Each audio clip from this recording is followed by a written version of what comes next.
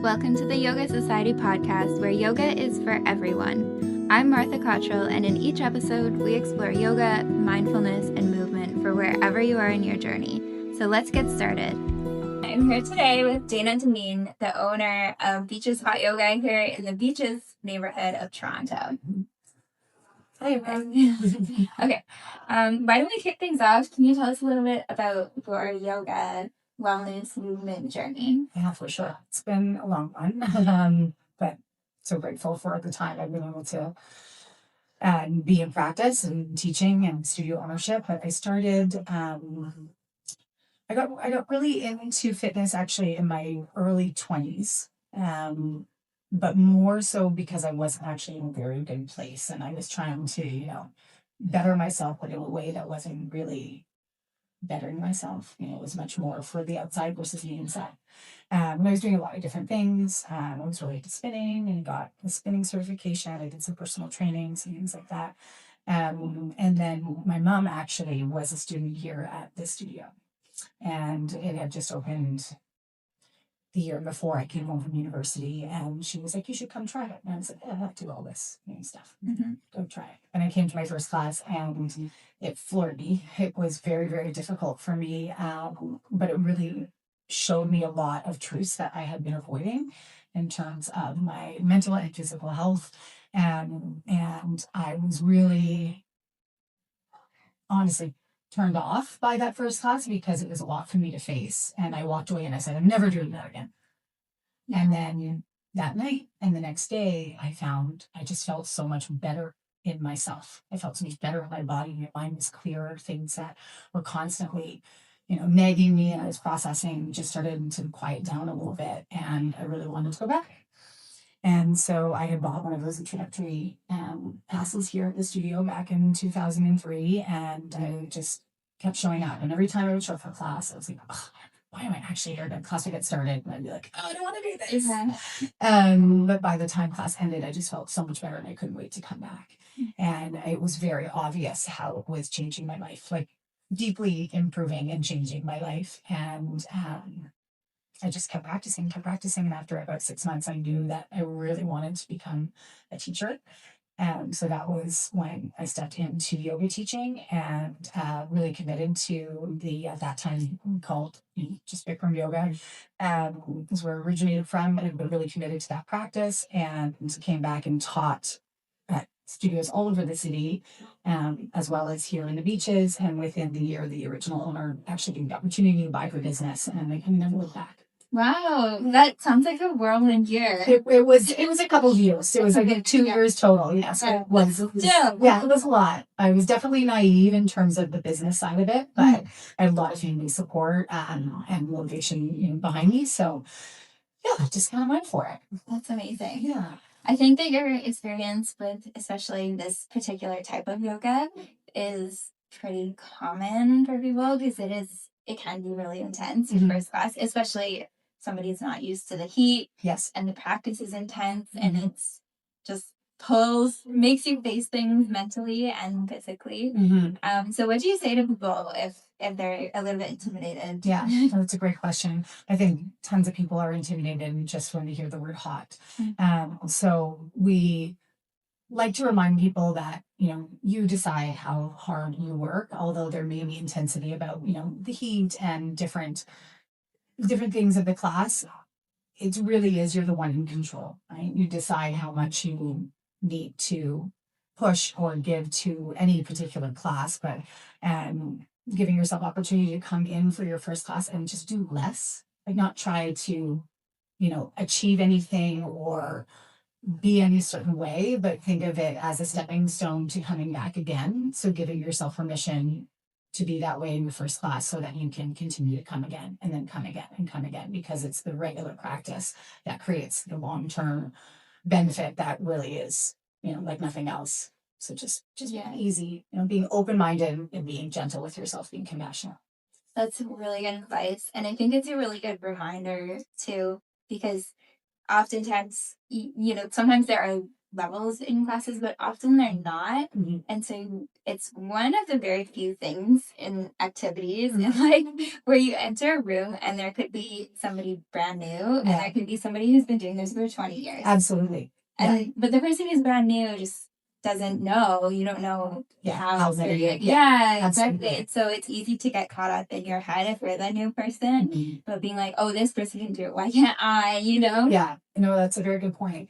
It's part of the reason though that we actually don't offer levels. I mean, it's not traditional in the style of practice, but in any of the services and the classes that we offer here, we don't offer levels because we want everyone to feel that you're just coming to meet yourself where you're at. You're not trying to get to something else. Of course, you're always working to improve your health, your well-being, but it's not, there's no marker in that way of like, oh, now I'm better.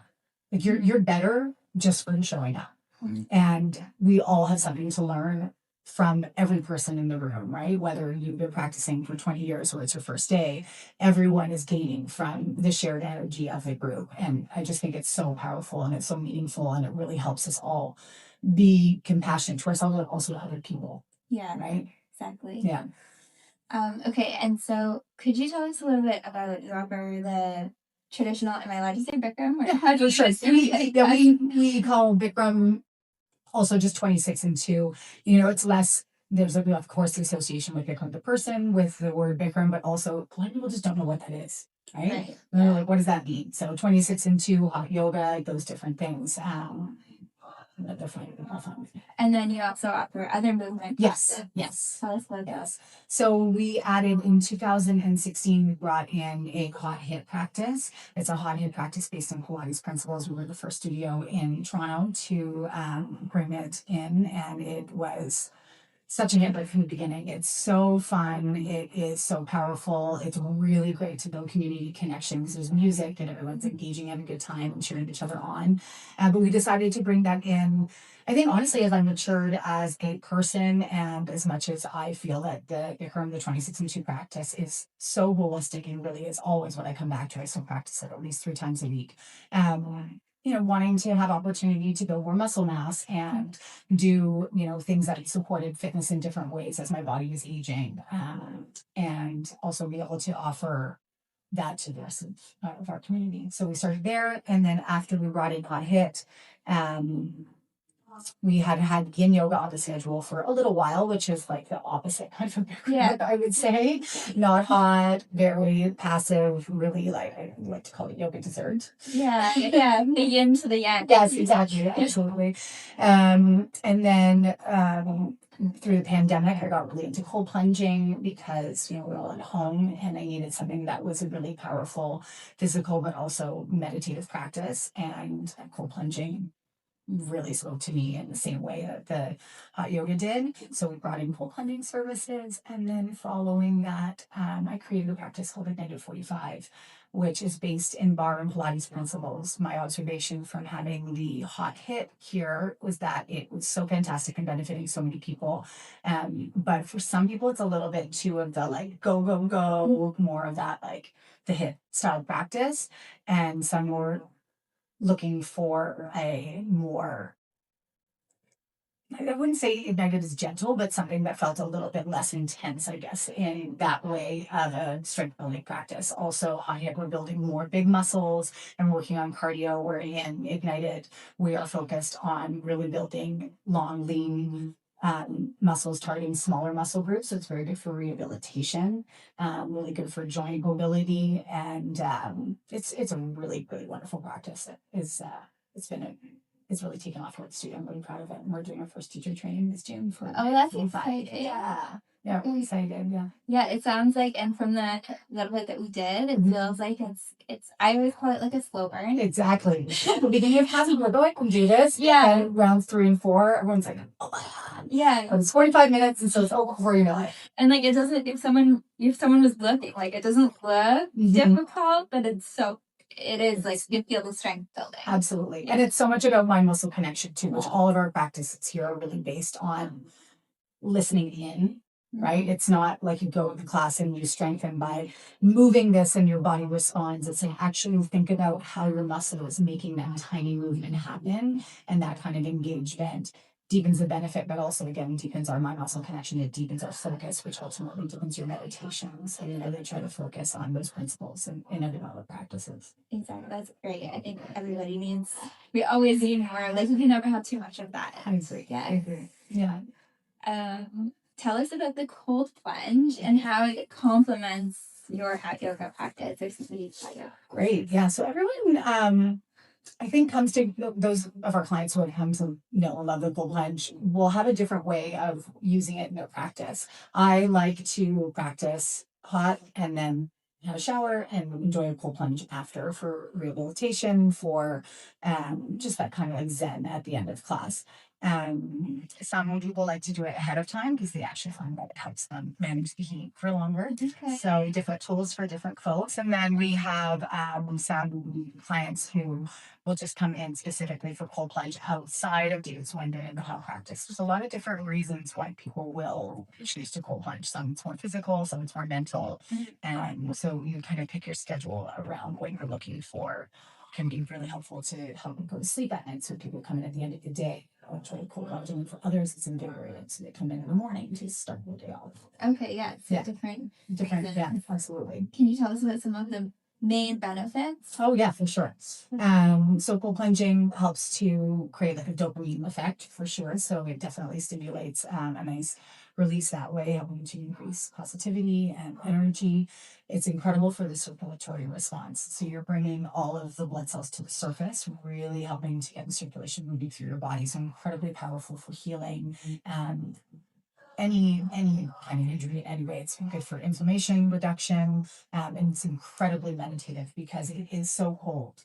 If you're not really present with yourself, you start to move it to fight or flight. You can get tense, which will only further your discomfort, the restriction of the circulation. So by allowing yourself to be present and focusing on your breath and giving that surrender, you are also able to receive more of the benefit of the class or of the cold plunge.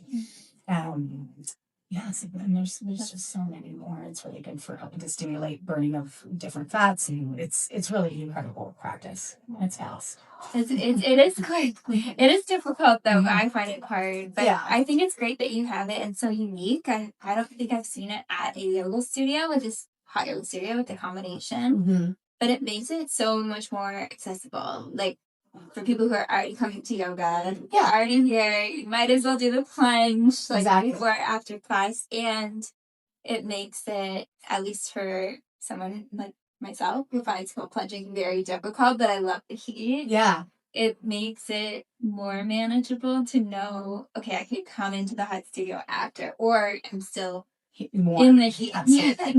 The plunge. So I think that's fantastic. Oh, I'm glad that you feel that way. Yeah. And I think that most of our cold plungers are already members of the studio, and there is a level of, of course, trust and comfort that they already feel in the space, and there's a comfort that they have with a level of vulnerability in the space. So they feel supported, I think, taking that on and taking that leap. We also will offer support to clients if they want in their cold plunge. We can do different breathing exercises or just be there to, be with them in the space. And I've seen a lot of amazing things. Like I've seen people go in and start crying immediately and they don't know what's happening, but they're just having this incredible release. I've seen people who just freaked out in their first few cold plunges come to love it, and they've kind of like open up like a flower. It's wild. Like their true authentic selves just seem to come out because of what they're able to work through by just submerging into the water. So that's amazing. That's amazing. Yeah. And it is, like you said, it's very quick. Like, you're in there for what, 2 minutes? Yeah, we recommend actually 2 minutes and 20 seconds is kind of what we really encourage people to try for. There's the physical benefit of passing the first minute, and then there's the mental benefit of passing the second minute, and just a little bit further because it lets you know. Okay, I've made it to 2 minutes, so I guess 2 minutes, 20 seconds. You can go. Yeah, totally. Okay. Okay, cool. I know we're short on time. We'll have to continue this later, but could you tell us about, do you have a daily mantra or a mantra that you kind of, or a quote? Yeah, for sure. I have quite a few.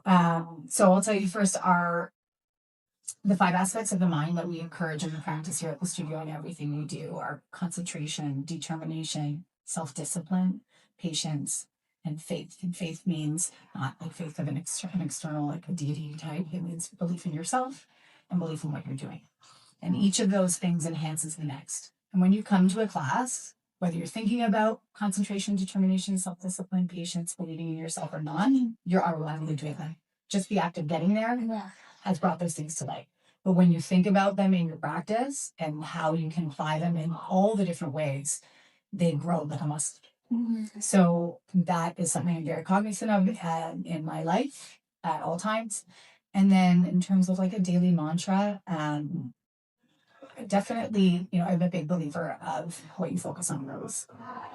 So I try to always be looking for the positives, looking for opportunities to be grateful and to grow and change. What you focus on grows. I love that. It's so true too. Yeah. That's where I'm at too. Where I say the same thing in a different way. Sure. Where attention goes, energy flows. Absolutely. Yeah. That's it. Exactly. So, and it's so true too. And the more you're watching and in alignment with what you want to have happen, the more it starts happening. It's it really is amazing. So your energy is valuable and you want to put it to what you want to be your life. Exactly. So how means your experience. Okay, well, thank you so much for this time. Thanks for listening to the Yoga Society podcast. If you enjoyed today's episode, please like and subscribe and share it with someone who could use a little more mindfulness in their day. See you next time.